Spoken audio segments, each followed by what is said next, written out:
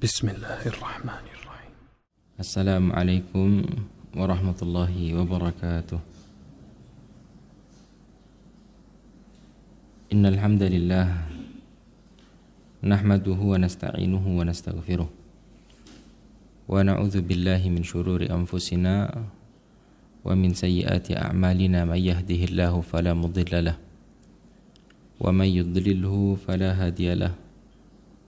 Ashhadu an la ilaha illallah wahdahu la syarika lah wa ashhadu anna Muhammadan abduhu wa rasuluh. Allahumma salli wa sallim ala nabiyyina Muhammadin wa ala alihi wa ashabihi ajma'in.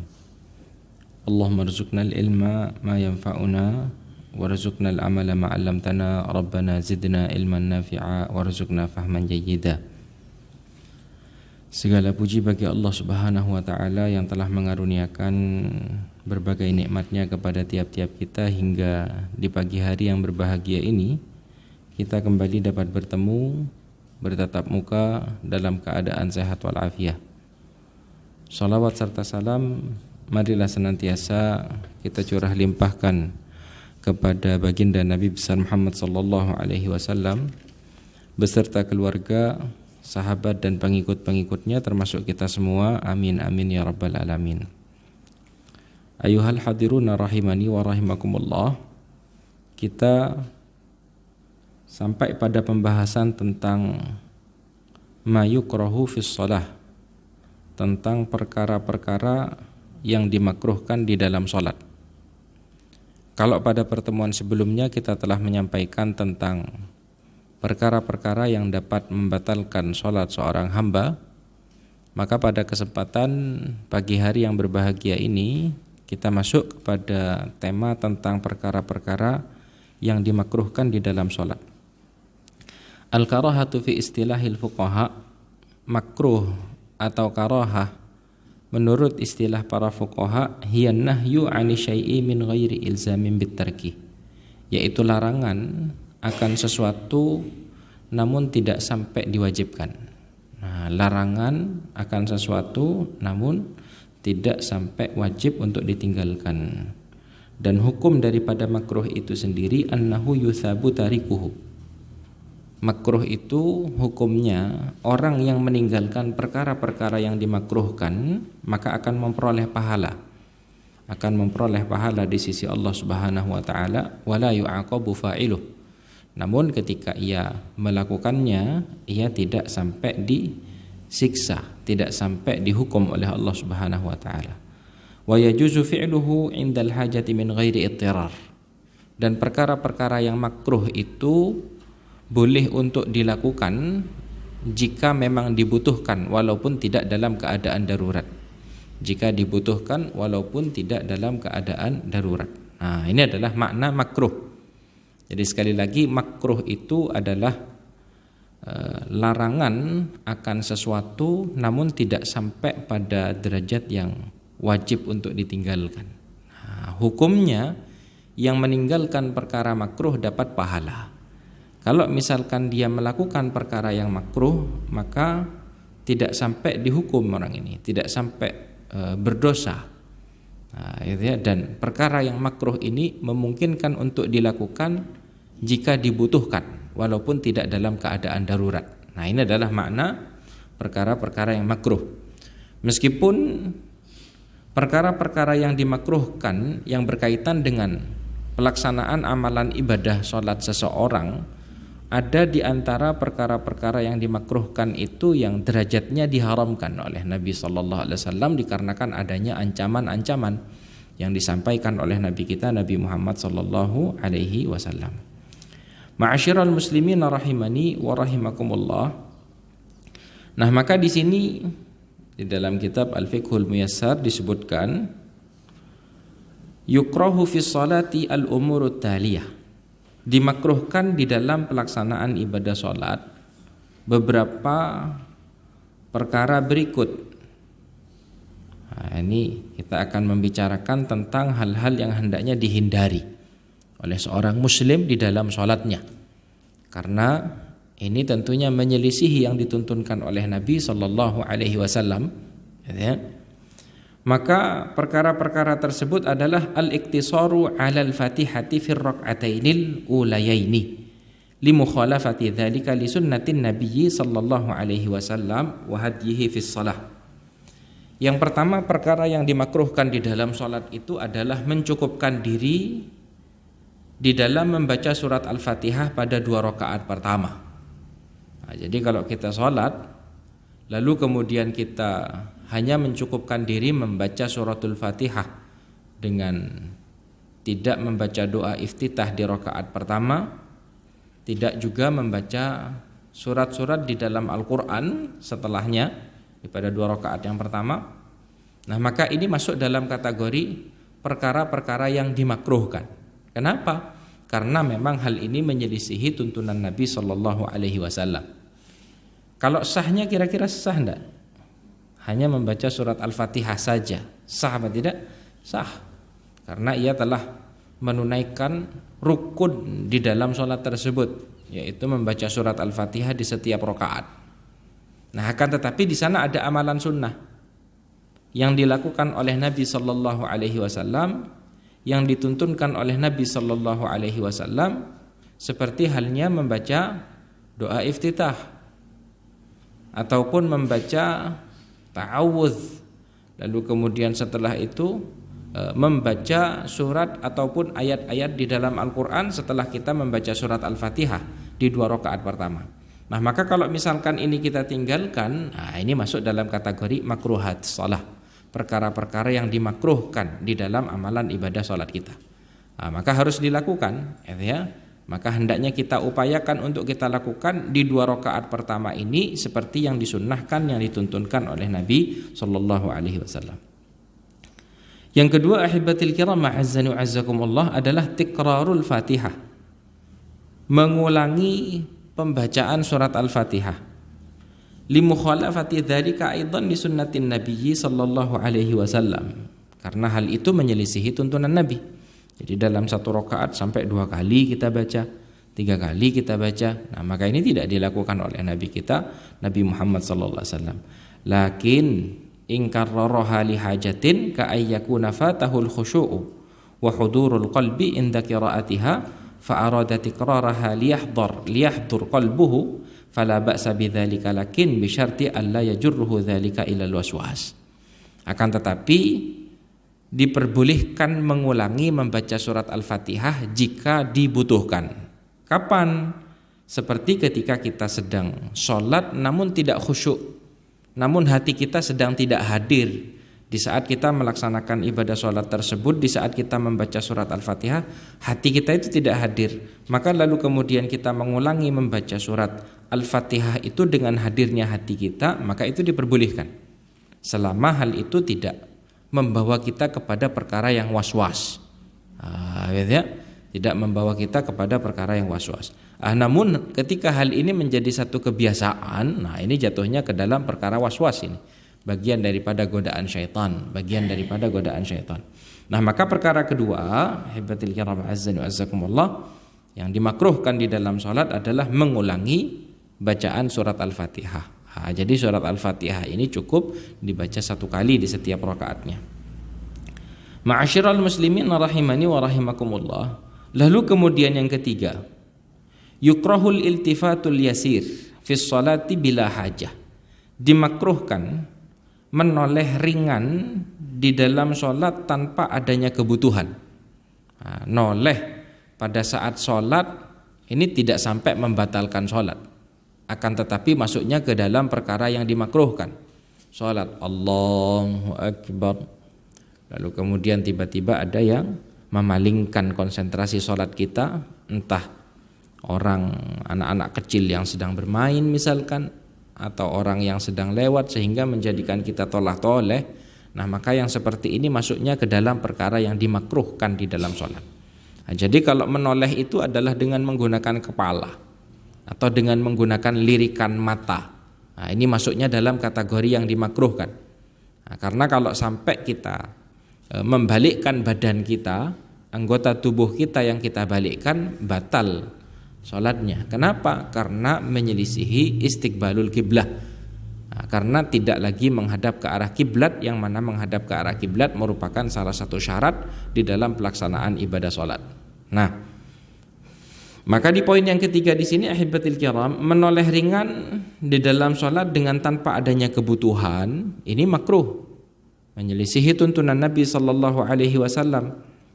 Karena Nabi sallallahu alaihi wasallam ketika pernah ditanya tentang al-iltifatu fi shalah, tentang orang yang menoleh di saat melaksanakan ibadah salat, maka Nabi di dalam riwayatnya Al-Imam Al-Bukhari menyampaikan, huwa ikhtilasun yakhtalisuhu syaitanu min salatil abdi. Jadi menoleh itu merupakan pencurian yang dilakukan oleh syaitan terhadap salatnya seorang hamba.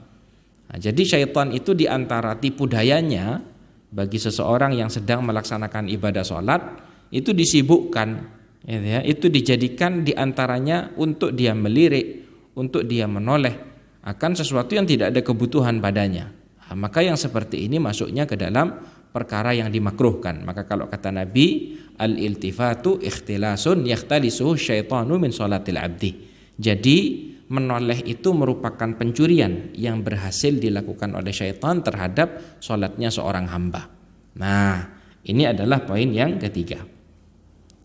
Amma idza kana al-iltifatu li hajatin fala ba'sa bihi. Hanya saja kalau misalkan menolehnya itu dikarenakan adanya kebutuhan, maka boleh. Jadi kalau menolehnya dikarenakan adanya kebutuhan, ini diperbolehkan. Seperti apa hibbatil kiram? Kaman ihtaja ila ayat fula an yasarihi fi salati thalathan idza asabahu waswas. Seperti yang dituntunkan oleh Nabi sallallahu alaihi wasallam untuk seseorang meniup atau meludah tapi tidak sampai mengeluarkan air liurnya ke arah kiri dikarenakan ada waswas. Nah, ini diantara tuntunan yang dituntunkan oleh Nabi, di mana seorang muslim ketika ia merasakan rasa waswas, gitu ya, jadi tidak khusyuk di dalam sholatnya, oleh Nabi disunnahkan untuk kita itu meludah ke sebelah kiri, gitu ya, meludah dengan tidak sampai mengeluarkan air liur kita, gitu ya, nah, menghadap ke arah sebelah kiri. Ini bagian dari sunnah Nabi SAW. Artinya yang seperti ini lihaja, karena adanya kebutuhan. Nah, kalau seperti itu tidak masuk dalam kategori yang dimakruhkan. Fahadzal iltifatu fahadza iltifatun lihajah amara bihin nabiyyu sallallahu alaihi wasallam. Ini diperintahkan oleh Nabi sallallahu alaihi wasallam. Wa kaman khafat ala sabiyyiha ad-dhaya. Demikian halnya bagi orang yang mengkhawatirkan anaknya, kalau anaknya itu jatuh atau anaknya itu hilang, sehingga dia sesewaktu di saat melaksanakan ibadah salat memperhatikan anaknya. Nah, maka ini juga masuk dalam kategori yang dibutuhkan. Fasarat taltafitu fi shalah mulahadatan lahu. Nah, jadi sehingga menjadikan dia beberapa saat menoleh kepada anaknya agar tidak terjadi apa-apa. Hadza kulluhu fil iltifatil yasir. Amma idza iltafata syakhsu bi kulliyatihi aw istadbara al-qiblah fa innahu tatulu salatuhu idza kana dzalika bi ghairi udhrin min syiddati khaufin wa nahwi. Nah, jadi di poin yang ketiga ini disebutkan bahwa ini adalah tentang perihal menoleh. Jadi kesimpulannya, menoleh kalau tanpa adanya kebutuhan makruh, tapi tidak sampai membatalkan sholat seorang hamba, ya. Tapi kalau dengan adanya kebutuhan diperbolehkan. Akan tetapi kalau misalkan ia sampai membalikkan badannya atau membelakangi kiblat, maka sholatnya menjadi batal kalau dengan tanpa adanya uzur. Nah, kecuali kalau adanya uzur, seperti orang yang sedang dalam keadaan berperang, gitu ya, atau orang yang berada dalam keadaan ketakutan mencekam. Nah, kalau ada uzur, balik badan pun tidak ada masalah. Seperti orang yang melaksanakan sholat khauf, nah, maka mereka melaksanakan ibadah sholat terkadang harus membalikkan badan, harus membelakangi kiblat. Nah, yang seperti ini masuk dalam kategori yang diperbolehkan, tidak sampai membatalkan sholat. Saudara-saudara sekalian yang dimuliakan oleh Allah Subhanahu wa ta'ala, ini adalah yang ketiga. Lalu kemudian yang keempat adalah taghmidul ainaini fis shalah, memejamkan kedua mata di dalam pelaksanaan ibadah sholat. Nah, ini diantara perkara yang dimakruhkan di dalam sholat seorang muslim, yaitu memejamkan kedua mata. Siapa yang kalau memejamkan kedua mata tambah khusyuk sholatnya? Enakan memejamkan kedua mata atau dibuka? Kesir. Kalau memejamkan kesirap ya. Tayyib. Nah, maka memejamkan kedua mata di dalam salat ini ahibatil kiram adalah sesuatu yang dimakruhkan. Li'anna dzalika yushbihu fi'lal majuz inda ibadatihimun niran wa qila yushbihu fi'lal yahudi aidan wa qad nuhina 'anit tashabbuhi bil kufar. Kenapa kok dimakruhkan? Karena Nabi tidak melakukan hal itu. Nabi sallallahu alaihi wasallam ketika melaksanakan ibadah salat meletakkan arah pandangannya itu ke tempat sujud. Nah, ini yang dilakukan oleh Nabi. Sebagaimana disebutkan di dalam beberapa riwayat ahadits. Sementara memejamkan kedua mata ini tidak dilakukan oleh Nabi. Dan memejamkan kedua mata di sini menyerupai kelakuan yang dilakukan oleh orang-orang Majusi ketika mereka menyembah api, dan juga menyerupai yang dilakukan oleh orang-orang Yahudi, dan kita umat Islam dilarang oleh Nabi Shallallahu Alaihi Wasallam untuk menyerupai mereka. Jadi di poin yang keempat ahibatil kiram yang hendaknya dihindari adalah memejamkan kedua mata, illa kecuali kita membutuhkannya, ya, kecuali ternyata kita melaksanakan ibadah sholat misalkan di Makkah di saat umat manusia berlalu lalang di hadapan kita, yang kalau misalkan kita membuka mata kita itu mengganggu amalan ibadah sholat kita, dalam keadaan ini menjadi diperbolehkan. Tapi dengan tanpa adanya kebutuhan atau menjadikan memejamkan kedua mata ini sebagai kebiasaan di dalam pelaksanaan ibadah sholat kita, maka ini masuk dalam kategori yang dimakruhkan karena Nabi Shallallahu Alaihi Wasallam tidak melakukannya. Yang kelima ahibatil kiram ma'azzani wa azzakumullah adalah iftirashu dzira'aini fis sujud, adalah meletakkan kedua siku di saat kita sujud. Di saat kita sujud itu siku kita letakkan di tanah atau kita letakkan di lantai, ini masuk dalam kategori yang dimakruhkan. Liqaulihi sallallahu alaihi wasallam, dikarenakan Nabi sallallahu alaihi wasallam bersabda, i'tadilu fis sujud wa la yabsutu ahadukum dhira'aihi imbisatal kalbi. Pertengahanlah kalian di dalam perihal sujud kalian, kata Nabi. Dan janganlah kalian meletakkan kedua siku kalian ke lantai, ke tanah, seperti halnya seekor anjing meletakkan kedua sikunya. Kita tahu kan kalau anjing itu kalau misalkan duduk kan meletakkan kedua sikunya. Nah, maka Nabi Shallallahu Alaihi Wasallam menganalogikan, mempermisalkan pada sholatnya seorang muslim untuk hendaknya jangan sampai meletakkan kedua sikunya menyentuh ke lantai. Ini sesuatu yang dilarang oleh Nabi. Fayambaghi lil musalli ayyu jafiya baina dhira'ihi wa yarfa'uhuma 'anil ardi wa la yatashabbah bil hayawan. Akan tetapi seharusnya seorang muslim itu mengangkat kedua sikunya. Bahkan kalau sunnahnya Nabi Shallallahu Alaihi Wasallam dibuka itu sikunya. Ini tentunya kalau kita sedang tidak melaksanakan sholat berjamaah, karena kalau sholat berjamaah tentunya kita harus menyesuaikan dengan yang berada di kanan kiri kita.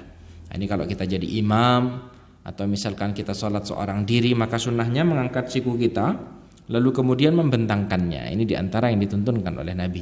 Dimana kalau Nabi dahulu di dalam riwayat Bukhari dan Muslim, ini yang dilakukan oleh Nabi. Jadi Nabi SAW membuka lengannya sampai hatta yura bayadu ibtaih, sampai terlihat ketiak putih Nabi Sallallahu Alaihi Wasallam. Ini adalah tuntunan yang dituntunkan oleh Nabi SAW. Di samping kalau misalkan kita sholat sambil meletakkan siku kita di bawah, maka ini kan menunjukkan alal khumul, menunjukkan alal kasal, menunjukkan akan rasa malas kita di dalam melaksanakan ibadah sholat. Maka ini ahibatil kiram masuk dalam kategori yang dimakruhkan oleh Nabi kita Nabi Muhammad Sallallahu Alaihi Wasallam. Lalu kemudian yang keenam adalah kathratul abathi fis shalah. Banyak melakukan hal sia-sia di dalam salat, lima fihi min insyighalil qalbil munafilil khusyu' al matlub fis shalah. Banyak melakukan hal-hal yang tidak memiliki keterkaitan dengan salat, hal yang sia-sia di dalam salat. Apakah ini masuk dalam kategori yang dimakruhkan? Seperti apa? Banyak, gitu ya. Misalkan sholat sambil melihat jam, sholat sambil terus-menerus memperbaiki songkoknya, gitu ya. Sholat sambil sambil garuk-garuk, tanpa adanya kebutuhan. Nah, maka yang seperti ini masuk dalam kategori yang dimakruhkan. Nah, kenapa? Karena menyelisihi maksud daripada disyariatkannya sholat. Nah, namun tidak sampai pada derajat yang membatalkannya. Nah, ini masuknya dalam perkara yang dimakruhkan. Nah, lima fihi min insyighalil qalbi. Dikarenakan hal itu dapat menyibukkan hati kita al-munafi lil khusyuk dan meniadakan kekhusyuan yang seharusnya kita lakukan di dalam pelaksanaan ibadah salat kita. Nah, ini ahibatil kiram ma'azzani wa azzakumullah adalah perkara yang keenam yang hendaknya dihindari oleh seorang muslim. Lalu kemudian yang ketujuh adalah at-takhassur.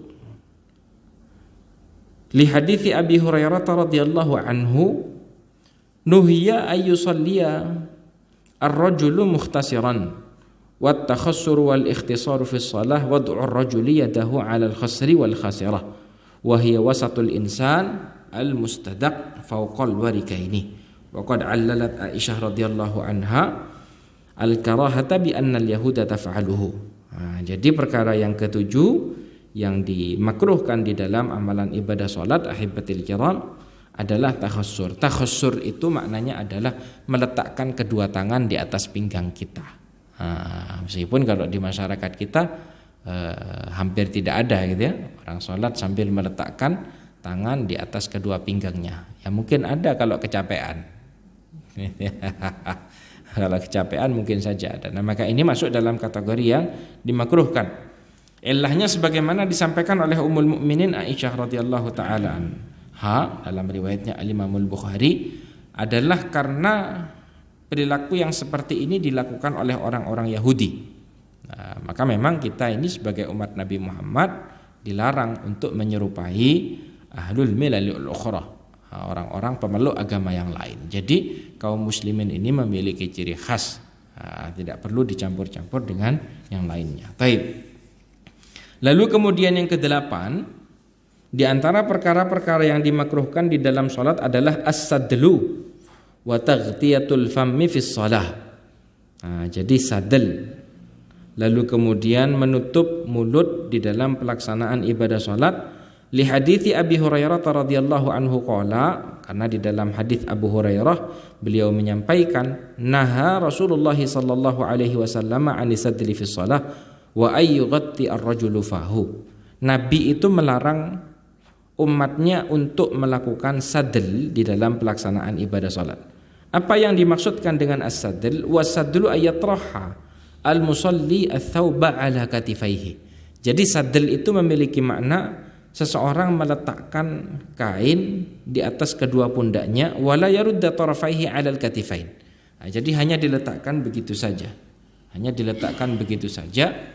Nah, maka ini masuk dalam kategori sadl. Ya, misalkan ini masuk dalam kategori sadl. Kecuali ketika kain tersebut kita kembali selendangkan ke pundak-pundak kita, nah maka ini tidak dinamakan dengan sadl. Makna yang kedua yang dimaksudkan dengan sadl adalah irsalus thawbi hatta yusibal ardi, yaitu isbal, yaitu menjulurkan kain sarung atau kain celana sampai yang namanya kain tersebut menyentuh ke tanah. Nah, maka ini adalah makna daripada sadl yang kedua seperti disampaikan oleh para ulama. Jadi maknanya bisa meletakkan kain di atas pundak kita begitu saja, ya, dengan tanpa memegangnya, dikarenakan hal itu tentunya dapat mengganggu kekhusyuan kita di dalam melaksanakan ibadah salat, ya. Lalu kemudian makna yang kedua daripada as-sadl itu adalah menjulurkan kain yang kita kenakan, baik kain sarung ataupun kain celana, sampai menjulur ke tanah. Nah, maka ini yang dilarang oleh Nabi kita Nabi Muhammad SAW, masuk dalam perkara yang dimakruhkan. Nah, itu ya. Maka kalau misalkan seperti kita menggunakan jaket atau jas, lalu kemudian kita melaksanakan ibadah salat, maka hendaknya kita kenakan secara sempurna. Itu ya, karena tentunya kalau kita letakkan begitu saja kan secara tidak langsung mengganggu, khawatir jatuh lah, ini itu dan lain sebagainya. Maka dikenakan secara sempurna, ya, atau dengan cara memeganginya. Di antara pendapat yang juga disampaikan oleh para ulama, biasanya kalau di Saudi kan biasanya gitu ya, ada baju yang biasanya dikenakan rida, ya. Disampaikan oleh sebagian para ulama kalau misalkan dipegangi tidak masuk dalam kategori yang sadal. Lalu kemudian yang juga dilarang oleh Nabi adalah wa ayyughattiya ar-rajulu fahu. Orang yang sholat sambil menutup mulutnya.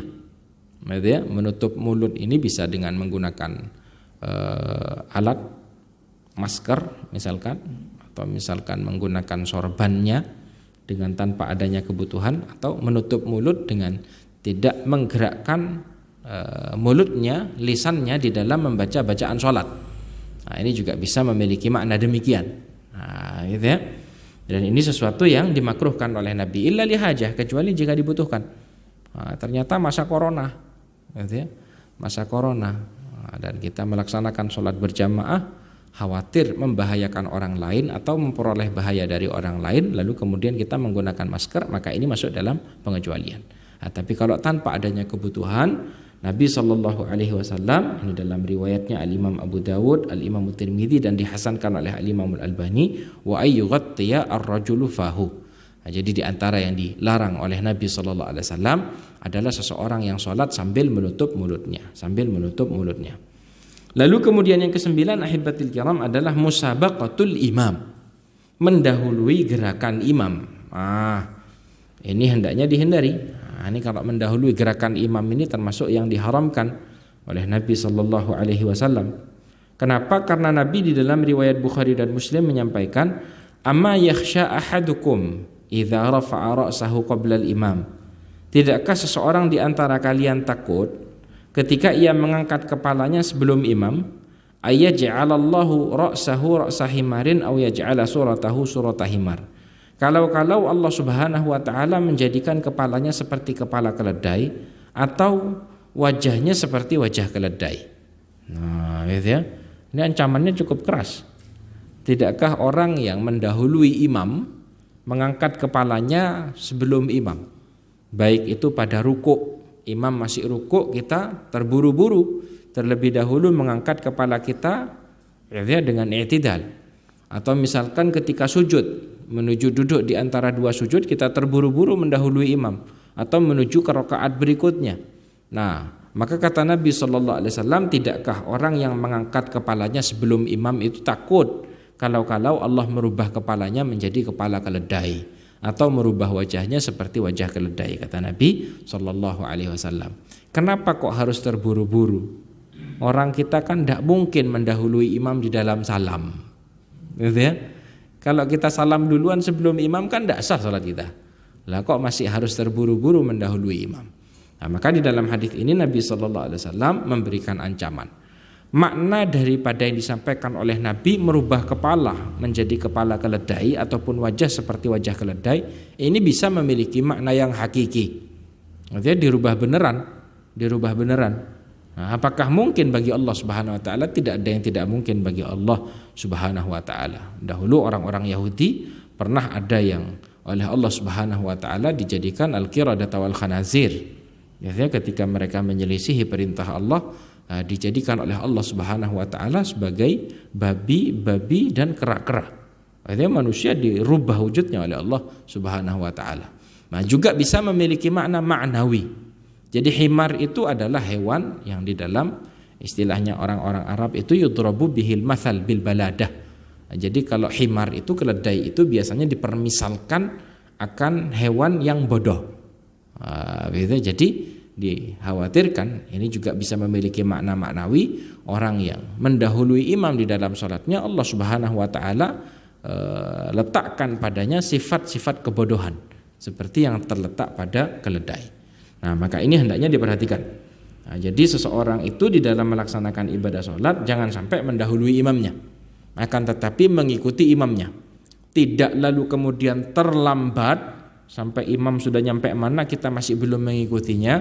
Tidak juga kita mendahului imam. Jadi hendaknya kita mengikuti gerakan imam. Imam rukuk, kemudian kita mengikuti rukuknya imam. Imam i'tidal, kita mengikuti i'tidalnya imam. Imam sujud, kita mengikuti sujudnya imam. Perkara misalkan yang kita baca sudah tidak ada lagi, imamnya Masya Allah bacanya cukup panjang, misalkan rukuknya panjang dia, atau sujudnya panjang, yang kita baca sudah habis, tidak ada lagi yang mau kita baca. Maka dalam keadaan ini ahibatil kiram ahsan wazakumullah, sudah diam. Gitu ya, menunggu sampai imam itu mengangkat kepalanya, kemudian setelah itu hendaknya kita mengangkat setelahnya. Ma'asyiral muslimin rahimani wa rahimakumullah. Lalu kemudian yang ke-10, di antara perkara-perkara yang dimakruhkan di dalam salat adalah tasbikul asabi'. Tasbikul asabi'. Linahyihi sallallahu alaihi wasallam man tawadda'a wa atal masjida yuridu shalah an fi'li dzalik fakarahatuhu fi sholati min babi aula.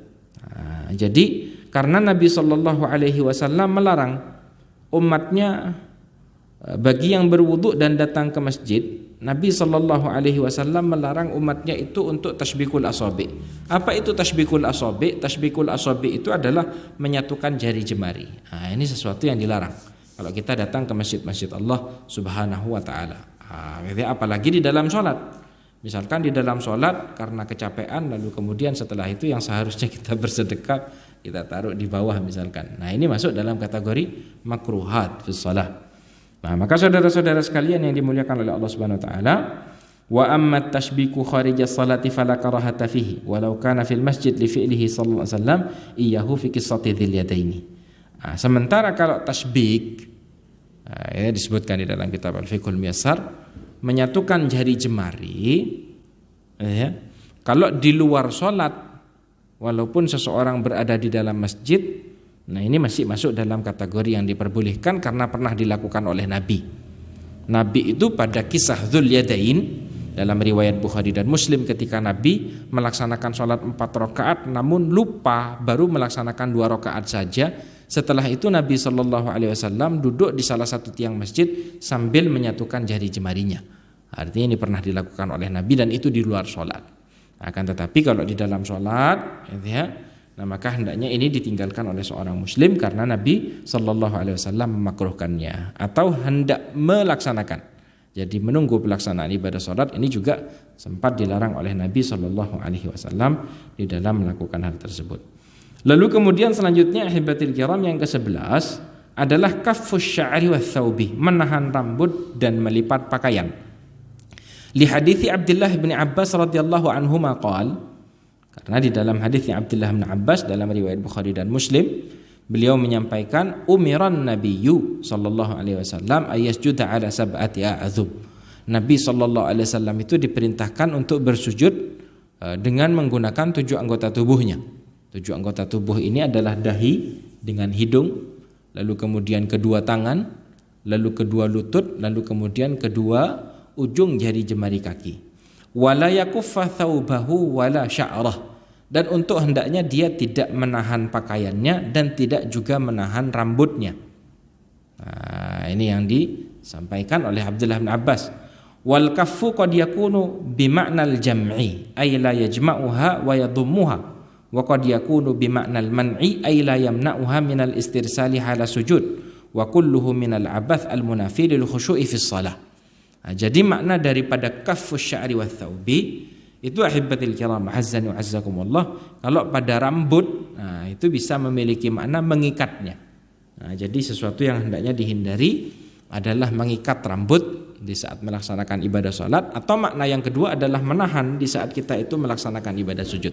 Terkadang kita mendapati sebagian kaum muslimin yang sholat yang rambutnya panjang, ketika sujud itu disibukkan dengan rambutnya, begitu ya. Jadi Allahu Akbar sambil dipegangi rambutnya baru diletakkan dahinya. Gimana? Lupa. Karena lupa bawa songkok gitu ya. Rambutnya pada saat itu panjang. Nah, lalu dia disibukkan di setiap kali hendak sujud, dia tahan rambutnya lalu kemudian dia sujud. Nah, maka ini sesuatu yang dihindari. Sudah dibiarkan saja. Kalau misalkan bawa songkok, ya gunakan songkok, itu lebih aman. Demikian halnya pada pakaian, gitu ya. Nah, pada pakaian dengan menahan pakaian. Nah, maka yang seperti ini juga hendaknya dihindari oleh seorang muslim. Baik. Lalu kemudian yang ke-12 adalah as-salatu bihadratit ta'am.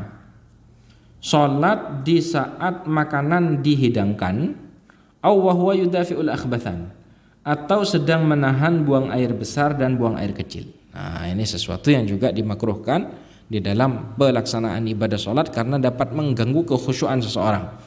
Liqaulihi sallallahu alaihi wasallam, karena Nabi sallallahu alaihi wasallam bersabda, la salata bihadratit ta'am wala wahwa yudafi'ul akhbathan. Tidak ada pelaksanaan ibadah salat ketika seseorang itu sedang dihidangkan makanan di hadapannya, dan tidak juga di saat ia sedang menahan buang air besar dan buang air kecil.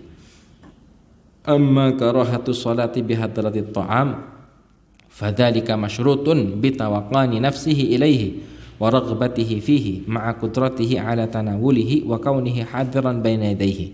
Falau kana at-ta'amu hadiran lakinnahu sha'imun aw syab'an la yashtahihi aw la yastati'u tanawulahu li shiddati hararatihi fa fi dzalika kullihi la yakrahu lahu shalah bihadratihi. Nah, jadi yang dimaksudkan makruh untuk melaksanakan ibadah salat pada saat orang itu berada di hadapan meja hidangan, ini kalau misalkan orang tersebut itu memang ingin untuk memakan makanan tersebut. Jadi lapar memang dia.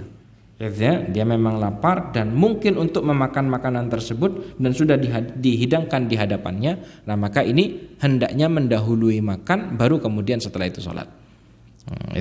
Karena kalau tidak mendahulukan sholat sementara dia lapar ingin untuk memakan makanan tersebut, Allahu Akbar. Sholat ingat ke martabaknya. Salat ingat sama makanan yang dihidangkan di hadapannya. Nah, ini mengganggu kekhusyuan dia di dalam melaksanakan ibadah salat.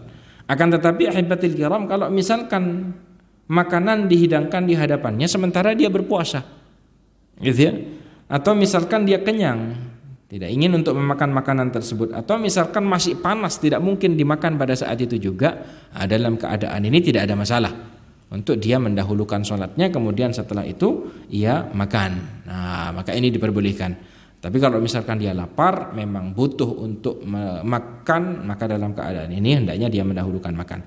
Wa ammal akhbathan, sementara menahan buang air besar dan buang air kecil, fahumal baul wal ghaid wa qad nuhiya an dzalika kullihi lima fihi min insyighali qalbil musalli. Nah, ini dilarang dikarenakan hal itu dapat menyibukkan hati orang yang melaksanakan ibadah salat. Wa tashattatat fikruhu, lalu kemudian pikirannya kemana-mana, mimma yunafil khusyu' fi shalah wa qad yatadarrar bihabsil bauli wal ghaid wa mudafa'atuhuma. Dan bahkan hal ini dapat membahayakan seseorang ketika menahan buang air besar dan buang air kecil. Nah, itu ya. Maka bagaimana kalau misalkan orang mau buang hajat, sudah ditunaikan dulu hajatnya. Perkara nanti telat beberapa rakaat, ya sudah, tinggal dia mengikuti yang tersisa dari rakaat-rakaat imam. Bahkan ketika imam harus selesai terlebih dahulu, dia bisa sholat setelahnya dengan jamaah-jamaah yang masbuk, gitu ya. Maka ini yang hendaknya dilakukan, karena kalau misalkan tetap dilaksanakan sementara dia menahan diri dari yang namanya buang air besar ataupun buang air kecil, maka ini tentunya dapat mengganggu kekhusyuan pelaksanaan ibadah sholat yang ia lakukan. Lalu kemudian yang terakhir ahibatil kiram adalah raf'ul basari ila sama, mengangkat pandangan mata kita ke arah langit. Nah, ini juga hendaknya dihindari. Ya, dan ini ada ancamannya, masuk dalam kategori yang diharamkan. Nabi sallallahu alaihi wasallam bersabda, la yantahiyanna aqwamun yarfa'una absarahum ila sama'i fis shalah aw la yatakhattafanna absarahum. Akan binasa, kata Nabi Muhammad, suatu kaum yang mengangkat tatapan mata mereka ke arah langit ketika melaksanakan ibadah salat, aw la yatakhattafanna absarahum, atau Allah Subhanahu wa taala akan mengambil pandangan matanya. Nah, jadi akan dibutakan oleh Allah Subhanahu wa taala. Jadi orang salat itu tatapan matanya hendaknya diarahkan ke tempat sujudnya, tidak menghadap ke arah langit, karena Nabi sallallahu alaihi wasallam melarang akan hal tersebut. Nah, maka saudara-saudara sekalian yang dimuliakan oleh Allah, ini adalah perkara-perkara yang dimakruhkan di dalam pelaksanaan ibadah salat seorang hamba. Ini hendaknya menjadi perhatian bagi kita sebagai seorang muslim, untuk hendaknya kita di dalam melaksanakan ibadah salat dapat melaksanakannya dengan sempurna. Ma'asyiral muslimin rahimani wa rahimakumullah. Sampai di sini, jika ada pertanyaan kita persilakan. Tafadhali.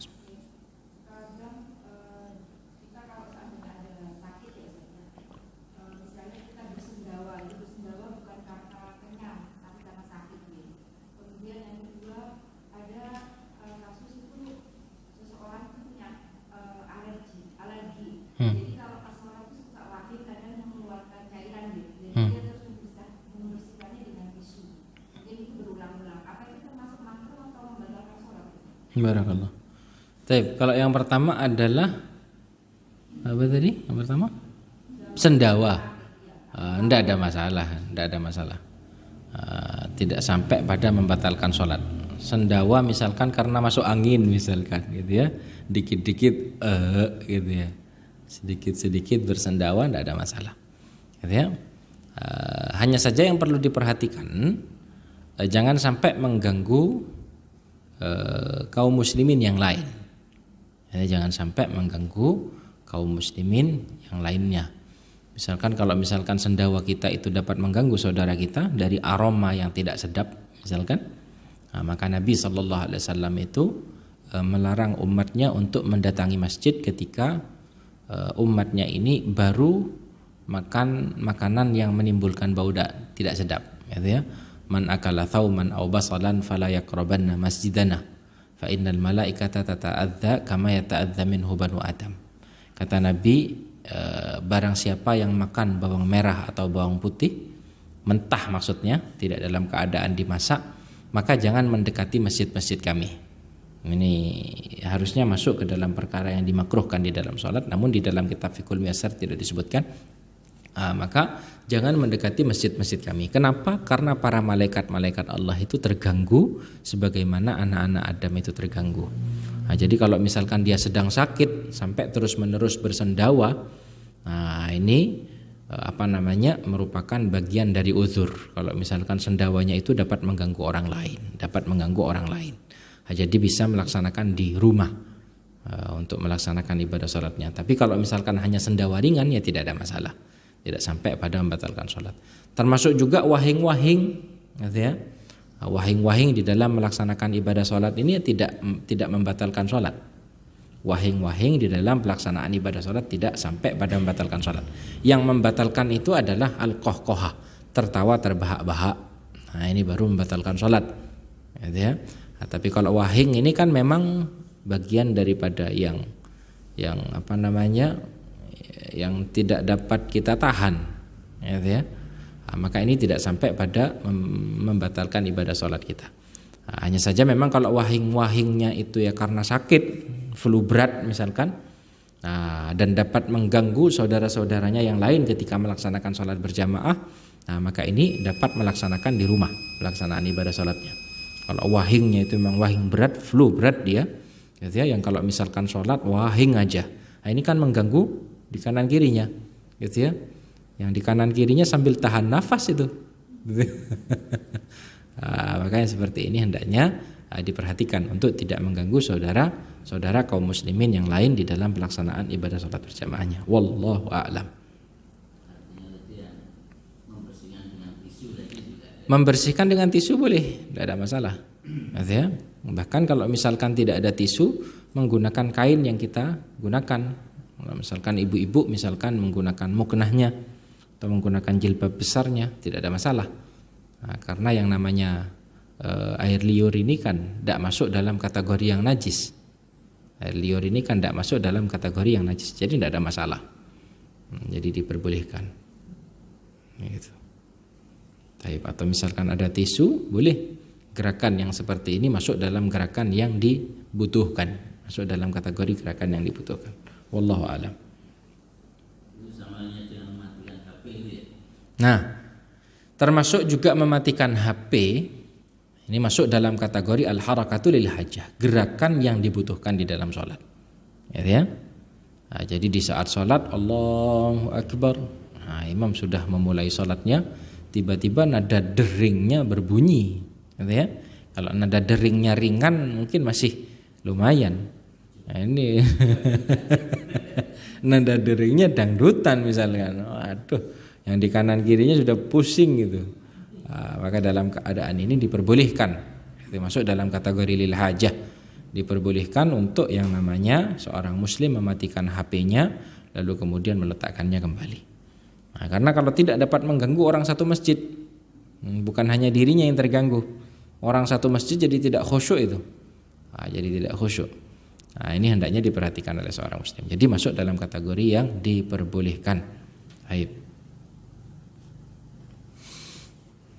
Karena Nabi Shallallahu Alaihi Wasallam sendiri seperti ketika melaksanakan ibadah sholat pernah sambil menggendong Umamah, gitu ya, sambil menggendong Umamah, cucunya Nabi, dari putrinya yang bernama Zainab. Kalau Nabi sujud diletakkan Umamah, kalau Nabi bangun maka kembali digendong yang namanya cucu Nabi yang bernama Umamah ini, gitu ya. Termasuk juga ketika Nabi melaksanakan sholat malamnya Nabi itu kan dilaksanakan di rumah. Di tempat sujud Nabi itu adalah tempat di mana Ummul Mukminin Aisyah meletakkan kedua kakinya, menyelonjorkan kakinya. Nah, maka Nabi SAW ketika sudah hendak sujud, Nabi memberikan isyarah kepada Aisyah untuk mengangkat kedua kakinya. Baru Nabi sujud. Setelah Nabi berdiri, Aisyah kembali menyelonjorkan kakinya. Dari saking rumahnya Nabi SAW sederhana. Jadi rumah Nabi pada saat itu memang sempit, gitu ya. Maka sampai seperti itunya. Jadi gerakan-gerakan yang seperti ini masuk dalam kategori yang diperbolehkan di dalam pelaksanaan ibadah sholat seorang muslim. Baik. Termasuk juga maju mengisi shaf yang kosong ataupun ke shaf sebelah kanan, ke shaf sebelah kiri ketika ada saudara kita yang batal pada pelaksanaan ibadah sholatnya. Maka ini masuk dalam kategori al-harakatu lil hajah, gerakan-gerakan yang memang dibutuhkan di dalam sholat. Wallahu a'lam. Ada lagi yang lain, ahibatul kiram? Baik, kalau tidak ada lagi, semoga apa yang kita sampaikan ini dapat memberikan kemanfaatan. Insyaallah kita lanjutkan materi-materi tentang fiqhus shalah pada kesempatan Rabu berikutnya. Kita akhiri perjumpaan kita dengan doa akhir majelis. Subhanakallahumma rabbana wa bihamdika asyhadu an la ilaha illa anta astaghfiruka wa atubu ilaih. Assalamualaikum warahmatullahi wabarakatuh.